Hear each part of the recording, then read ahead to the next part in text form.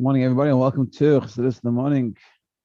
Heichaltzu, 15 minutes. Yeah, let's go. So we're tracking through. We're already near the end of the seventh parak Zayin. And we're discussing about unity. That true unity comes from not from, so to speak, not knowing anything else or not connecting with anyone else, but it's okay. It's like the difference in Chachma and Bina. The true unity is not in the Chachma, because even though there's only one thing, but there's no room for other things. Really, in that sauce, there's other things that can come out. There's no room for the connection. But after, when it comes into Bina, when you bring it out and you see those details and then you come together, that's true unity. So like we said before, true unity is not when we all have this exact same opinion, but it's when we take all our different opinions, and bring it together in a synthesis. Yeah, and that's what we were saying yesterday, that in the truth, it doesn't really, that these ideas, trying to figure out where to start exactly, but basically we were saying that these ideas that in essence, the contrary, just they're in a source. So then it's like, you could say, it's like different like ministers in the king's palace. When they're in front of the king, everyone is united and everyone goes together.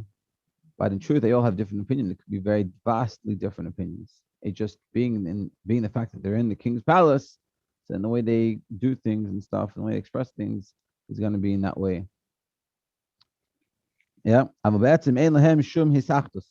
bottom of page 56. But in truth, they don't have really any unity. They're totally opposite to each other. And if you reveal them, meaning you take those people, so to speak, like in that case, like you take all those opinions outside of the king, they could be arguing to be enemies. You know, as we explained before. Yeah, like the fire and water, they're not, totally opposite things.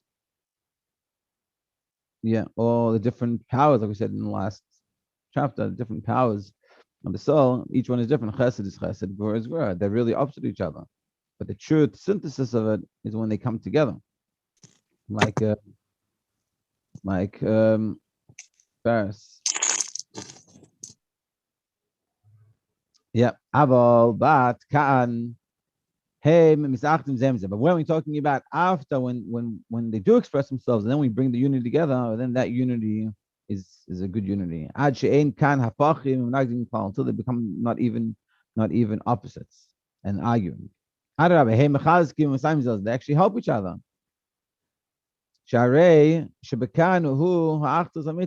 And this then is the true unity. True unity is you take different people with their different opinions and they can come together. Not that they come together on the exact same thing necessarily, but they bring themselves together. And you look at a person that is very different to you. It's like the bacha. To use a simple example, it's like the bacha or a girl that goes to a protest that's anti-Israel, and they go to that side of the protest and they get to put on tefillin on them. That's true unity. You have your different opinions, and for sure, the bacha's opinion is very different than these people. But they can come together and put on the tefillin or give the Shabbos candles, and things like this. That's true unity. This separation that comes from the mind. So when it comes, because remember, we're discussing everything essentially in terms of the mind, the intellect. Even though I'm using examples, but essentially he's going to spell it out for us. I'm just, because we go short every day, so I have to just try to incorporate it. But essentially, we're talking about the mind. So that's the right. Just like by Chachma, it's very togetherness, but it's not a true togetherness. In Bina, it comes out, it expresses itself, all the things happen, and then they come together. That's a true unity. Like when you think of an idea and you think about it from all sides and all directions, and people come and they say to you, but that doesn't make sense because of this. And you listen to it and you say, oh, that's interesting. Let me think about that. And you try to, and you take all those opinions together it formulates a better opinion.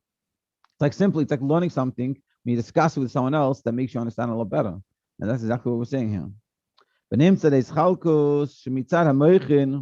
this separation from the mind, That causes the true unity. Yeah. Yeah, that's what he's saying in this footnote. It's the same thing. They say in Shabbos, by the mind that you have, everyone has two different opinions.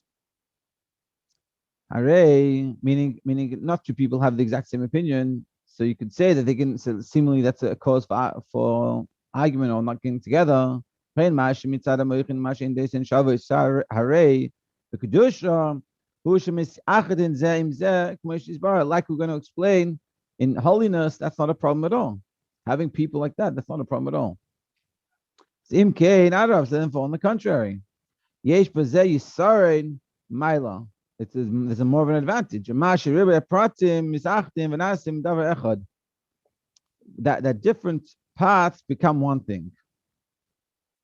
And this is the unity of Shem Havaya. Shem Havaya is that you take the parts, different parts, and you bring them together. Like we said about Shema. The Shema is specifically not Hashem Yachid, but Hashem Echad.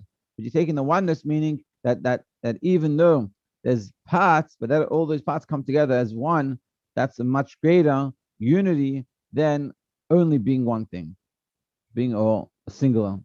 And that's what we're saying here. That specifically when you have it's that what we see here is that the goal is not that we all follow the exact same way and we don't think for ourselves and we just follow like sheep.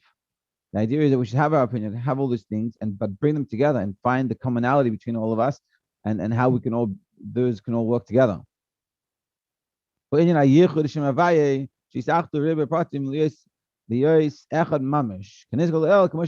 we've explained before, and as we'll explain even further. Yeah, and he says in chapter 19, but again, this is coming from Shem Havaya. This is coming from the bittul, from the ability to have that we're not thinking about ourselves so much. Bittul, that it's more about the everyone and it's about the godliness that was within me. Whereas when it comes from the midjan, because remember the original discussion is Heichaltzu mitchem is Heichaltzu is talking about the war with midjan, which midjan we discuss is the epitome of like ego and not having space for anyone else. It's a kitzur. Heichalkus, the midjan, the separation that comes from midjan, geremes iskalus. The moichin, sorry. Heichalkus, the moichin, the separation of the mind, geremes iskalus, causes a synthesis. But this only works when it's bittul. Amitas heiskalus, the true coming together, the true unity is keshehapratim einam menagdim, when the details, the parts, the separate parts aren't against. Sometimes does it. On the contrary, they help each other. So let's say, simple example, someone is a chassidic person, someone is a gevurdik person. So the chassidic person needs a gevurdik person. Could be that he's chesed and he's all giving, and the gevur could be the person that says, "Hold on a second, you need to control yourself. You need to figure out how to do this properly." And they work together. You say, well, "Leave me alone. I'm a chesed. I'm a ish chesed. I'm a kind person. I want to just do kindness." And the gevur person comes and says, "Yeah, but we've got to organize this. Otherwise, you're going to lose all your money. Otherwise, you're not going to have an officially run organization or whatever it is." And we need those two. On one hand, they're very opposite, but that opposition can really come together and it doesn't have to negate itself. Yeah. Exactly. And like we said about Chachma and Bina, the Chachma is that flash of an idea, and the Bina is what brings it out. So that's what we're saying. And we're going to continue discussing different aspects of this and bring it down into, and he's going to, I don't have to do it. He brings it down. The Rashab spells that clearly in God's community and friends and things like this. But essentially what we're seeing here is that the division is a cause for unity, which I think it sort of put everything on its head. But we used to probably thought before we learned this, that we should all have the same opinion. We should all just agree about everything. Whereas here we're saying there's nothing wrong with disagreeing. But we have to see how every person is part and parcel of the whole. But we need every person's distinct, what they have to give. And it can be that we hold differently. I'm a chesed and they're a gevurah. That's opposite extremes. They're two opposites. But we can all come together and we have this commonality that we can really bring together. So we'll start now the introduction into the next few chapters, and then we'll go. So now from chapter 8 to 11, and we're on page 59, whoever is in the book. We're going to start discussing again in a spiritual. He says in abstract discussion of bittul and unity as a hallmark of holiness, and yeshus, discord, as a hallmark of klippah. So we're gonna discuss this more. However, in the middle of that chapter, the Rebbe shifts focus from the abstract to the person and demonstrates how these concepts play out in interpersonal relationships. So this idea of yeshus and klippah versus bittul and holiness, how they express themselves in relationships. Yeah, and also in the avodah of every individual explains that yesh is the cause of basis interpersonal hatred. It creates senseless friction and tears people apart from one another for no reason at all. This kind of animosity arises not because one has been harmed by someone else, that we talked about before, but simply because each person is so preoccupied with his own self that he cannot make room for another. He finds it difficult to tolerate the very existence of the other person. And I think this is something that that when you get married, and this is a very fundamental concept, that when you get married, one of the things you have to learn how to do is think about someone else. That not think about someone else just in terms of how that someone else affects you, but think about someone else, how things affect them.